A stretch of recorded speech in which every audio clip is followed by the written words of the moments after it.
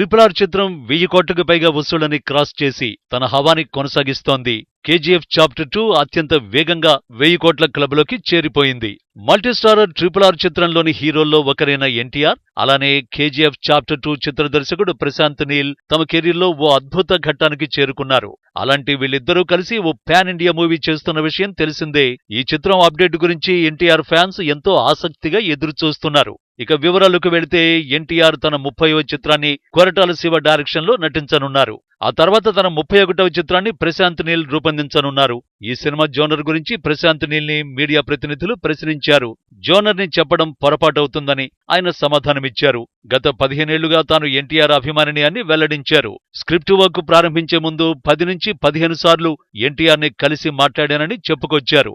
Lead స్టార్లతో ఇలా personal గా కలవడం తన విధానమని, అందువలన స్క్రిప్ట్ మరింత క్వాలిటీగా వస్తుందని చెప్పారు.